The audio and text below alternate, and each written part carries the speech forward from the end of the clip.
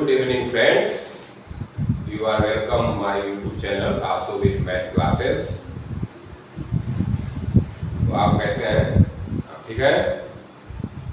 आज मेरा टॉपिक है बेसिक जियोमेट्रिक कॉन्सेप्ट।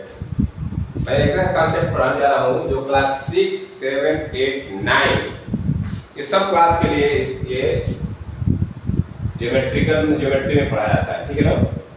पहले इससे शुरू करेंगे बेसिक ज्योमेट्रिकल कॉन्सेप्ट कि ज्योमेट्री का जो बेसिक कॉन्सेप्ट है वो क्या है। जिसमें हम लोग पॉइंट्स के बारे में पढ़ेंगे, लाइन पढ़ेंगे, लाइन सेगमेंट पढ़ेंगे, रे पढ़ेंगे, फिर उसके बाद हम लोग कोलिनियर पॉइंट पढ़ेंगे, लाइन का इंटरसेक्टिंग लाइन, पैरेलल लाइन के बारे में पढ़ेंगे। तो चलिए स्टार्ट करते हैं।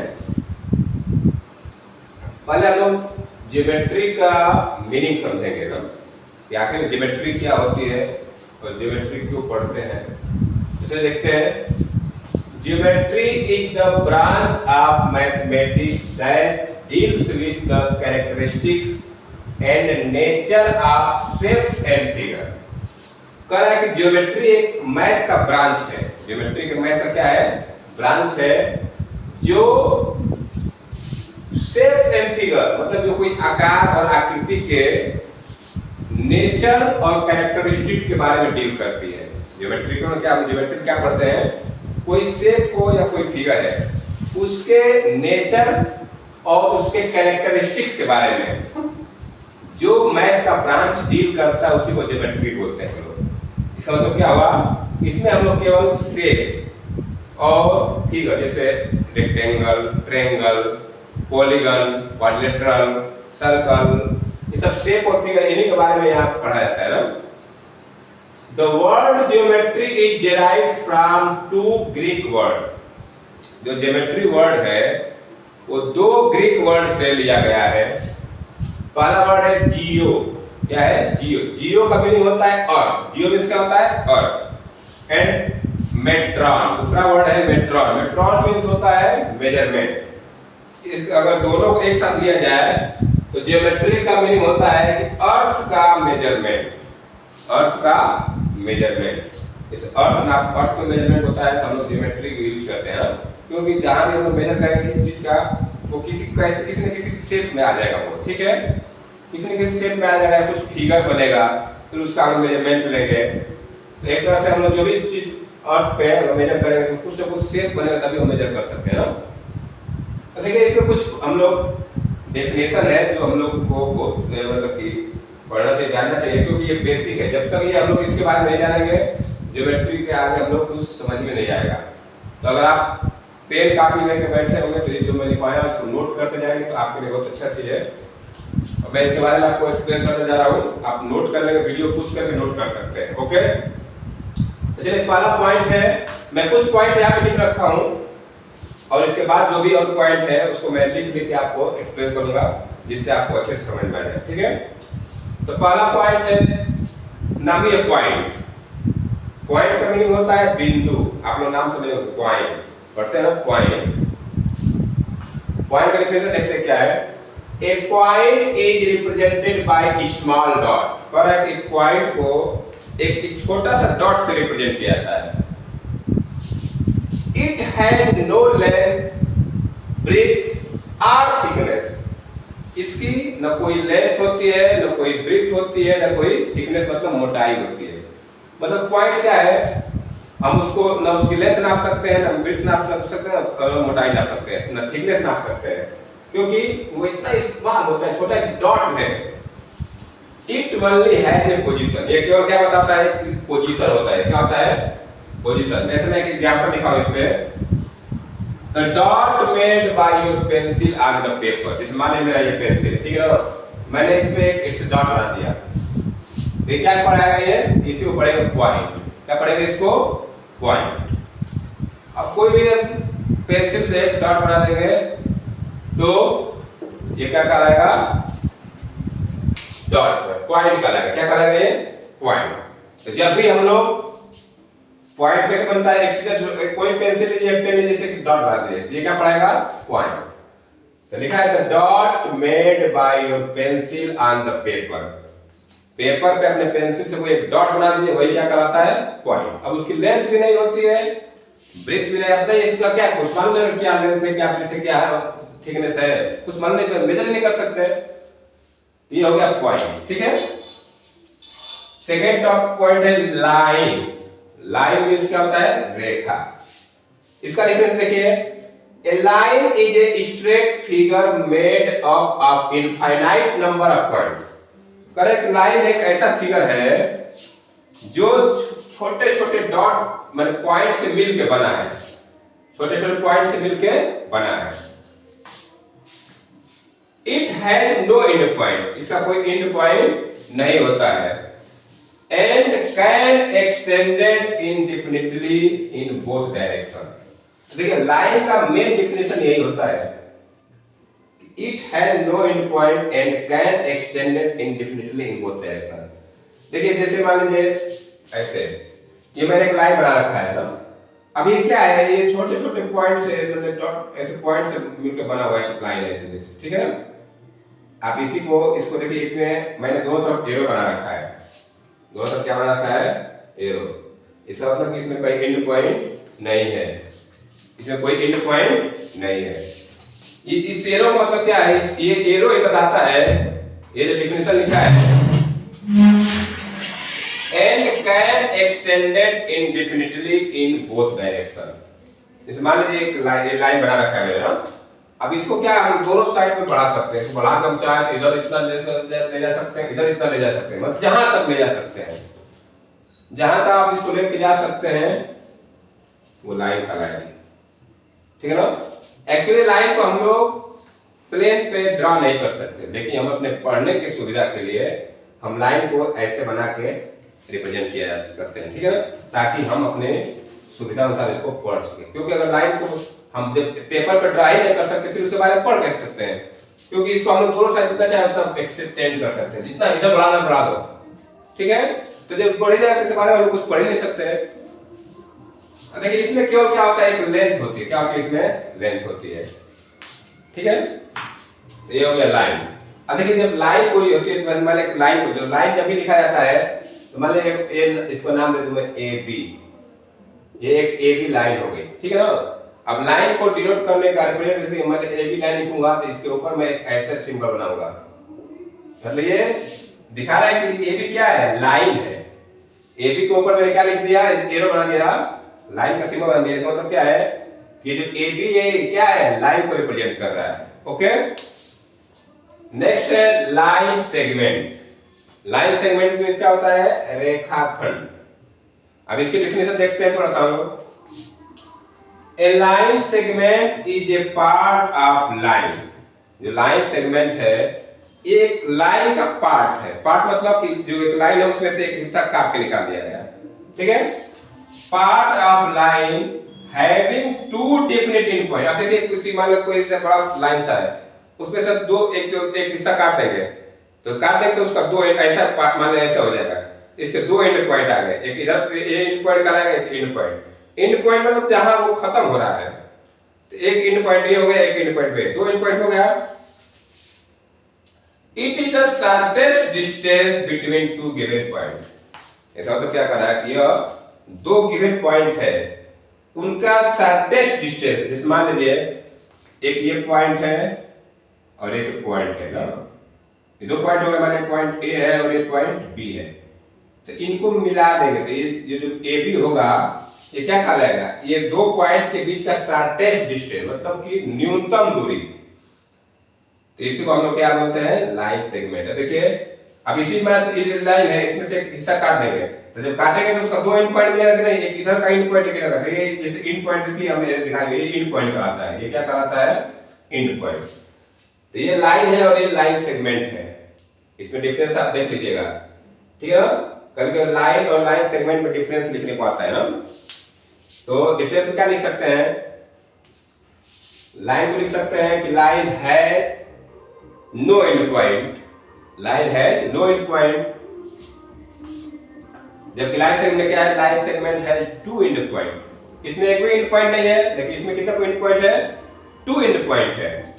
तो लाइन सेगमेंट है two end point and line है नो एंड पॉइंट। एक डिफरेंस हो गया। दूसरा डिफरेंस क्या हो गया कि line can be extended indefinitely in both direction. Line को हम लोग दोनों डायरेक्शन में जितना चाहे उतना बढ़ा सकते हैं, लेकिन लाइन सेगमेंट को नहीं बढ़ा सकते। क्यों?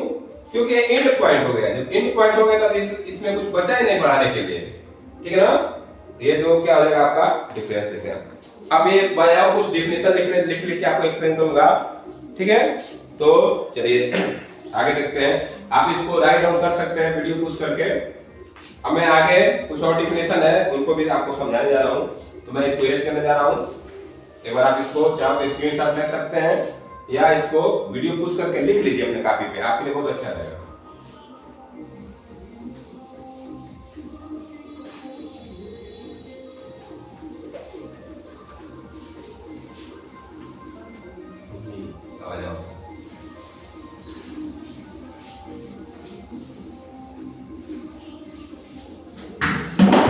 अब आगे देखते हैं। अब मैं लिखने जा रहा हूं कोलिनियर पॉइंट। एक इसमें और टॉपिक है collinear point. Collinear point, collinear point. इसकी डिफिनेशन पहले मैं तो एक्सप्लेन करता हूं मैं। 3 or more points, 3 or more points lying on a line, lying on a line are called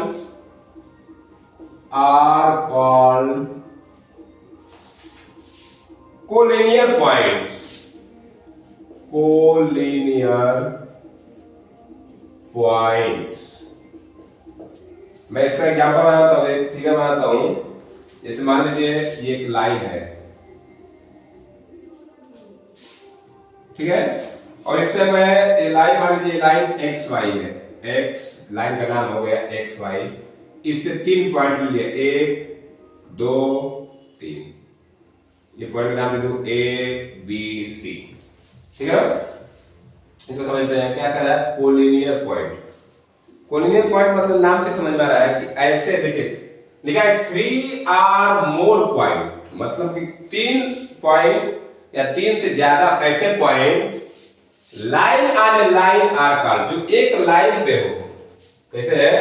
एक लाइन पे है, उसको क्या बोलेंगे हम लोग कोलिनियर पॉइंट। अब देखिए यहां से ये मान एक लाइन एक्स वाई क्या है? लाइन है। अब इसमें 3 पॉइंट देखिए ए बी सी, ये देखिए तीनों एक लाइन में दिख रहे हैं, दिख रहे हैं ना। तो जब भी अगर 3 या 3 से ज्यादा पॉइंट इस तरह से हो, एक लाइन पे हो, तो ऐसे पॉइंट बोलेंगे हम लोग कोलिनियर पॉइंट। अब जैसे ध्यान दीजिए कोलिनियर पॉइंट के लिए कम से कम 3 पॉइंट होना जरूरी है। इस मान अगर 2 पॉइंट होता है, एक पॉइंट ये है, एक पॉइंट ये है। अब इन दोनों पॉइंट को मिलाओ हमेशा एक स्ट्रेट लाइन बनेगी। ये हमेशा क्या बनेगी? एक स्ट्रेट लाइन बनेगी। लेकिन हमारे एक पॉइंट में एक पॉइंट ऐसे ले लिया, एक पॉइंट ऐसे ले लिया, इसको भी मिलाओ तो स्ट्रेट ही लाइन बनेगी। ये भी लाइन बन रहा है, ये तो ऑलरेडी कभी भी कोलिनियर होंगे। जो 2 पॉइंट होंगे वो उससे मिलाने से हमेशा एक स्ट्रेट लाइन बनेगी। इसका मतलब क्या है कि ये तो हमेशा कोलिनियर पॉइंट माना जाएगा। लेकिन डेफिनेशन में क्या कह रहा है कि 3 आर मोर पॉइंट, मतलब कि कम से कम 3 पॉइंट। अब 3 पॉइंट कैसे होना चाहिए? या तो पॉइंट है, देखिए एक पॉइंट यहाँ, एक पॉइंट यहाँ, एक पॉइंट ऐसे है। इनको मिलाने से अगर लाइन बनती है, इस मान एक पॉइंट में ऐसे मिला रहा हूं, ठीक है ना। ये पॉइंट तीनों को मिलाने से हमको क्या लग रहा है कि हम एक स्ट्रेट लाइन बना दिए। तो ऐसे पॉइंट मान लीजिए ए हो गया, ये बी हो गया, ये सी हो गया, तो ये पॉइंट कहलाएंगे कोलिनियर पॉइंट। ये क्या कहलाएंगे? Collinear points. हमारे 3 पॉइंट ऐसे दिया है, एक पॉइंट ये है, एक पॉइंट ये है और एक पॉइंट यहां पे दिया, ठीक है ना।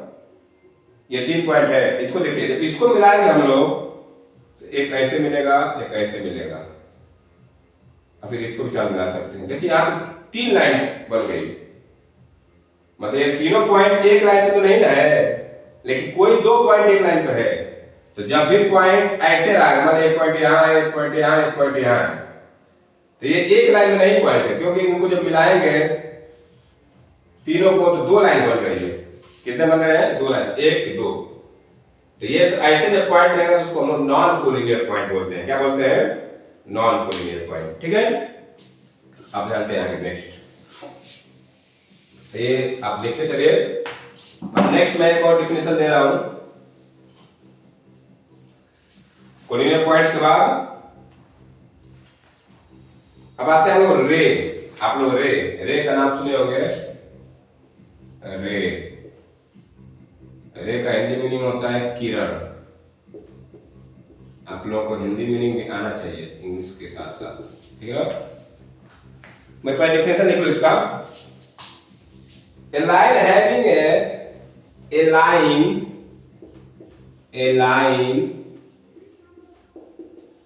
having a starting point and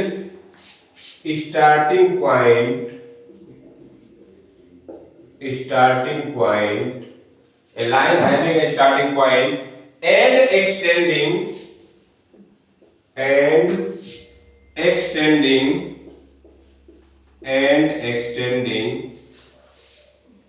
in one direction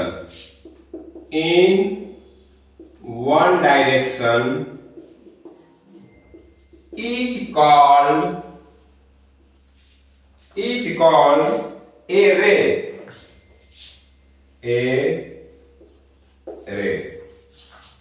The length of ray cannot be measured. The length of ray cannot be measured.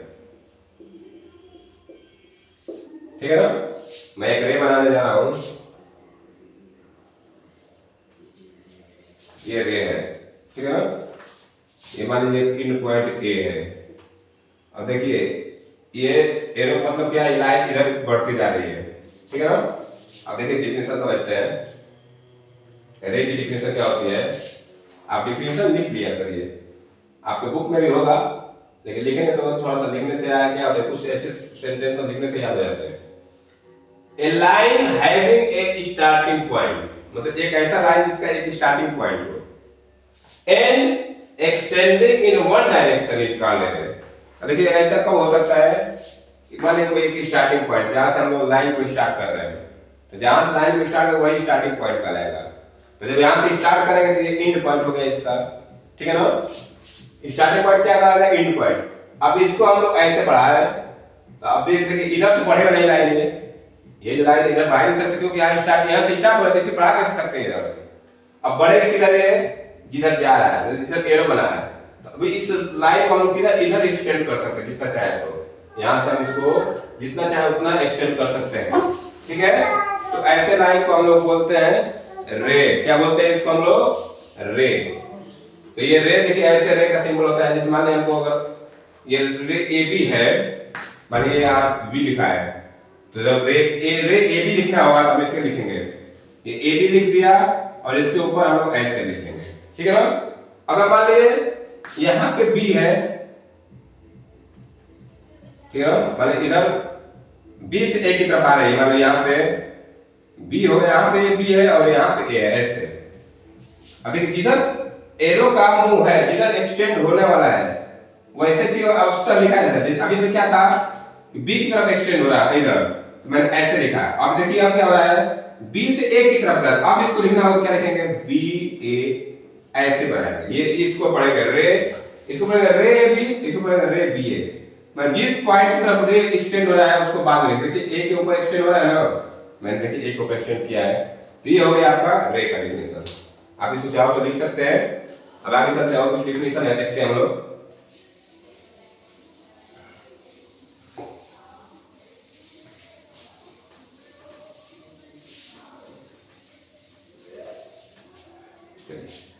Next है, नेक्स्ट पढ़ेंगे हम लोग इंटरसेक्टिंग लाइन। अब देखिए लाइन से हमारे पढ़ते चलते हैं क्या? Intersecting line. इंटरसेक्टिंग लाइंस, लेकिन नाम ही है इंटरसेक्टिंग लाइन। इंटरसेक्टिंग लाइन मतलब क्या है कि ऐसी टू लाइन जो एक दूसरे को किसी न किसी पॉइंट पर इंटरसेक्ट करे ना, तो उनको बोलेंगे इंटरसेक्टिंग लाइन। चलिए मैं इसका डेफिनेशन लिख देता हूं। Lines which pass through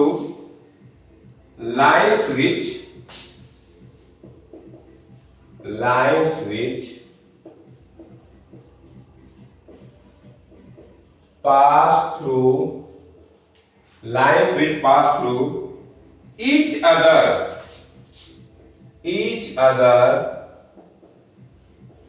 are cross each other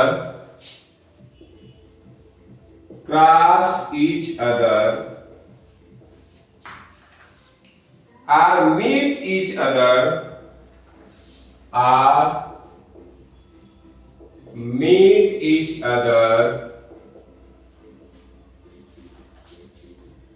at some specific point.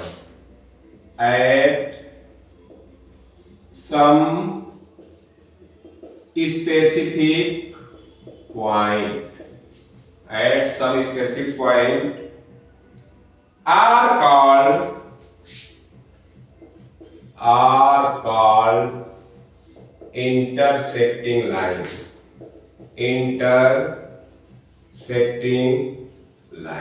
ठीक है, मैं थोड़ा फिगर बना तो फिर आपको समझा देता हूं।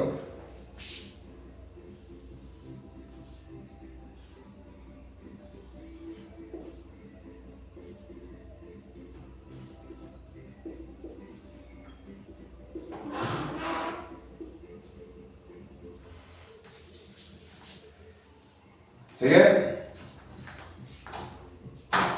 अब यहां देखिए इंटरसेक्टिंग लाइन डेफिनेशन समझते हैं क्या है। इंटरसेक्टिंग लाइन मतलब कि ऐसी दो लाइन जो एक दूसरे को किसी एक स्पेसिफिक पॉइंट पे इंटरसेक्ट करे या काटे या मीट करे।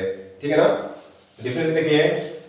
लाइंस, देखिए लाइंस मतलब एक से ज्यादा लाइन बात हो रही है, टू लाइंस या टू से ज्यादा लाइन भी हो सकती हैं। Lines which pass through each other, ऐसी दो लाइनें, दो से ज्यादा लाइनें जो एक दूसरे को पास करे। पास कैसे करेगा, उनको काट के ही पास करेगा ना, पास करके उसको काटते हुए निकल जाए। और क्रॉस ईच अदर, या उस एक दूसरे को क्या करे, क्रॉस करे। और मीट ईच अदर, या एक दूसरे को मिल जाए। एट सम स्पेसिफिक पॉइंट, मतलब किसी स्पेशल पॉइंट पे, किसी एक पॉइंट पे वो एक दूसरे को क्या करे, या तो क्रॉस करे या पास करे एक दूसरे से, या मीट हो जाए। Are called intersecting line. ऐसे लाइन क्या बोलते हैं हम लोग, इंटरसेक्टिंग लाइन। देखिए यहां से यहां पे एक लाइन AB है, ये लाइन AB है और ये लाइन CD है, देख रहे हैं ना। ये दोनों लाइन एक दूसरे को क्रॉस कर रही है एक स्पेसिफिक पॉइंट, मतलब एक पॉइंट देखिए O पे। तो यहां से AB और CD लाइन क्या होगी, इंटरसेक्ट कर रही है किस पॉइंट पे, O पे। तो हम इसको ऐसे लिख सकते हैं कि line AB and CD intersect at point O। इसका मतलब क्या हुआ कि AB लाइन और CD लाइन एक दूसरे को O पॉइंट पे इंटरसेक्ट कर रहे हैं। ये CD लाइन है, BD एक दूसरे को कहां काट रहे हैं, O पे। तो इसको बोलते हैं हम लोग इंटरसेक्टिंग लाइन। अब नेक्स्ट देखते हैं पैरेलल लाइंस। इसको मेरे करते चलो, आप नोट करते चलिए, वीडियो पुश करके नोट करते जाइए। अब मैं नेक्स्ट डिफरेंस देगा पैरेलल लाइंस की। आज मैं आप लोगों को बेसिक कांसेप्ट ही क्लियर कराऊंगा। अब मैं नेक्स्ट हेडिंग डालूंगा parallel lines.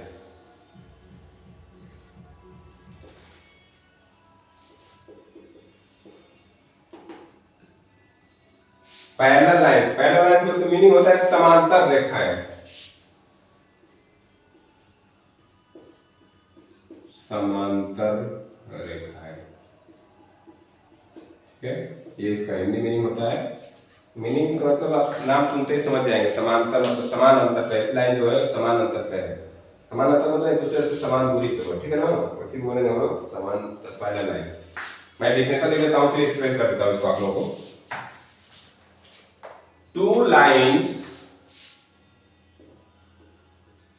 two lines that are always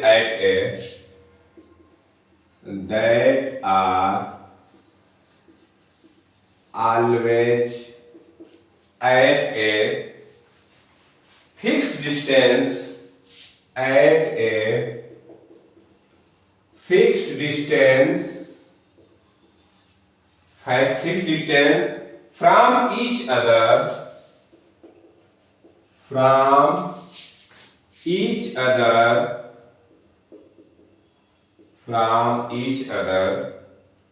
are called parallel lines.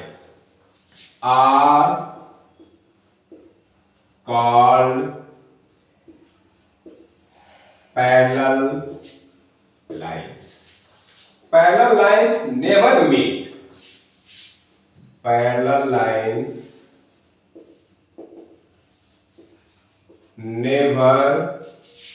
meet. ठीक है ना? मैं एक फिगर बनाता हूं।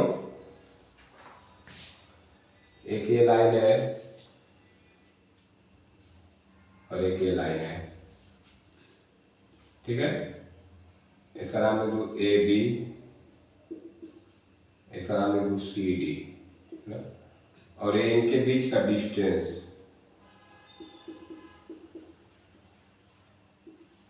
ठीक है ना, इसको डिस्टेंस बोलते हैं, ठीक है। अब इसको समझते हैं। पैरेलल लाइंस, समांतर रेखाएं। Two lines that are always at a fixed distance from each other. मैं दो लाइन जो हमेशा एक दूसरे से बराबर दूरी पर बने रहे are called parallel lines. उसको क्या बोलते हैं हम लोग? parallel lines. Parallel lines never meet.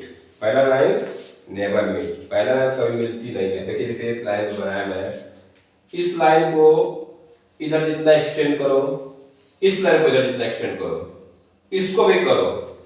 अब इनका ऐसा डायरेक्शन है कि अपने डायरेक्शन जाएगी, ये अपने डायरेक्शन में, ये कभी एक दूसरे को मिलेगी नहीं या कभी काटेगी, ठीक है ना।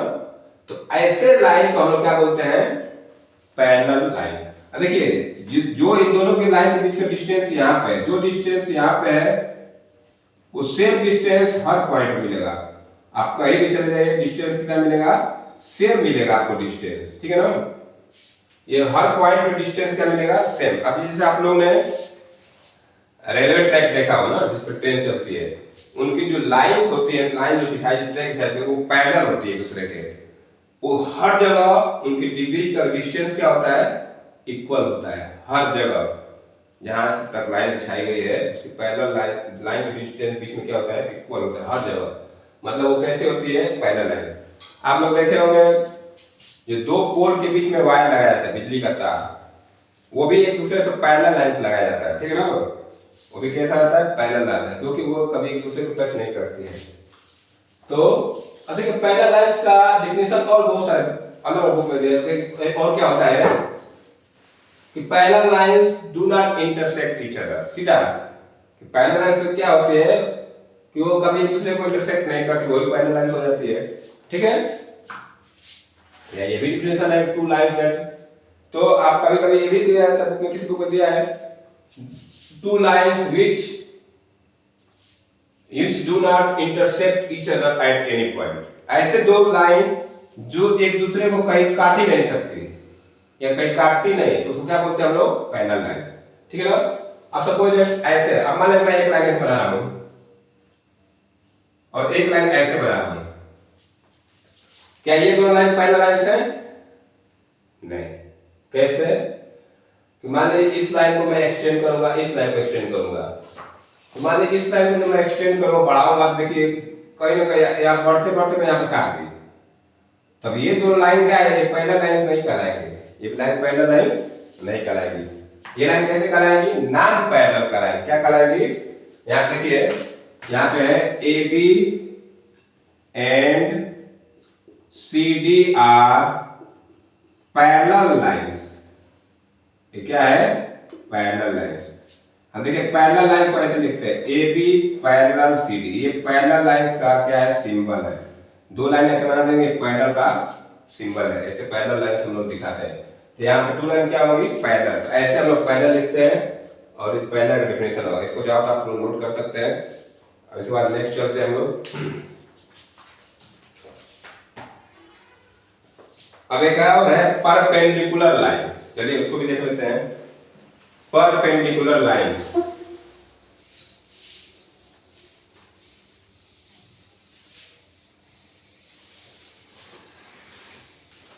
Perpendicular lines, perpendicular lines.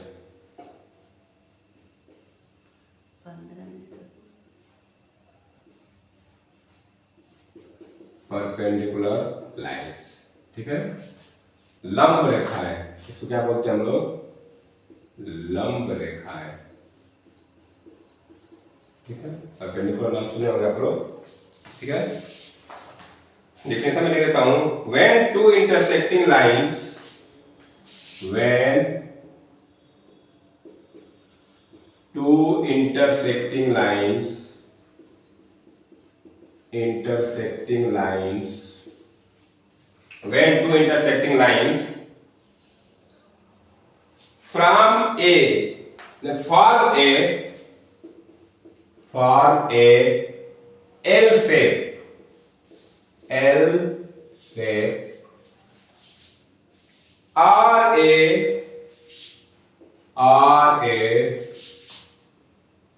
T shape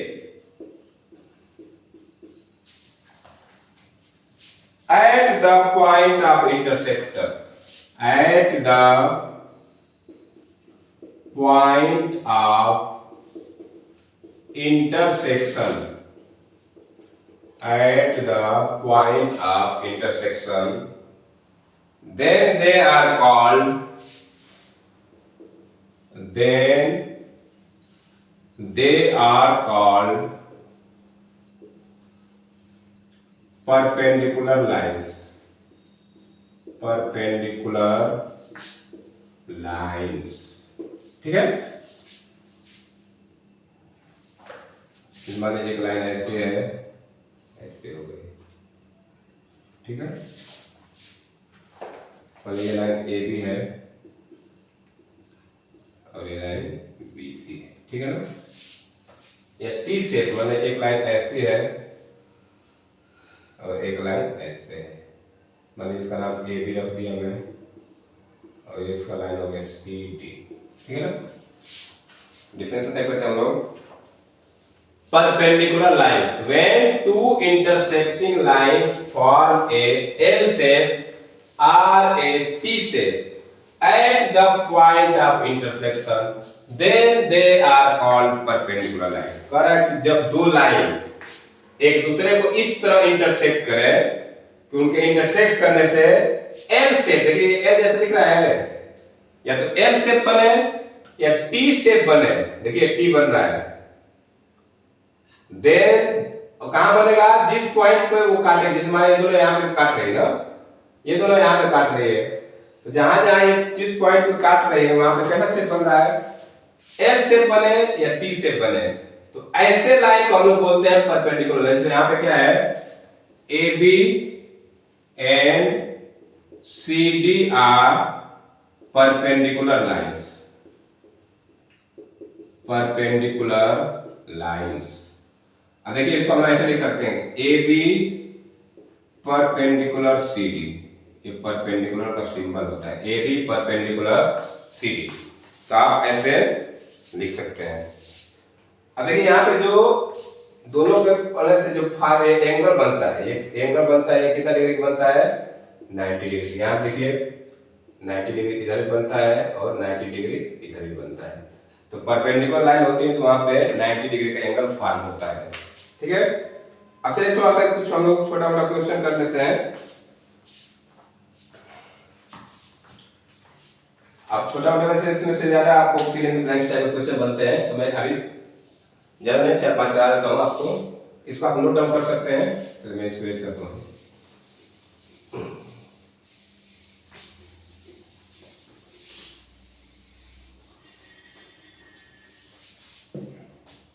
मैं कुछ क्वेश्चन ले लेता हूँ, जैसे बनता है fill in the blanks type का। हमारा एक क्वेश्चन है फिल इन द ब्लैंक्स। मैं आपको एक्सप्लेन भी कर दूंगा और आप भी सीख जाएंगे थोड़ा सा। जो हम लोग पीछे पढ़े हैं उन्हीं बेस्ट है। जैसे पहला है टू लाइन्स है, टू लाइन्स है और ब्लैंक है इंटरसेक्टिंग पॉइंट, इंटरसेक्टिंग पॉइंट, ठीक है। पॉइंट बी है a point has only, a point has only blank, ठीक है। सी है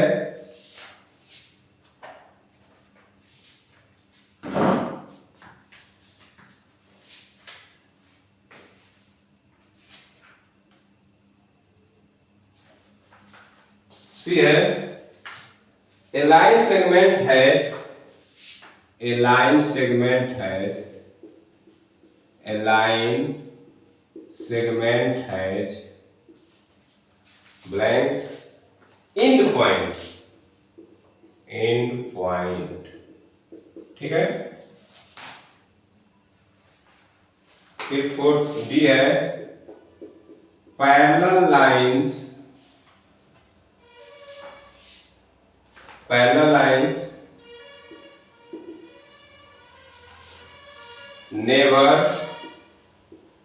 never fill blank, and E है a line segment is part of a line segment is part of ऐसे, ठीक है ना।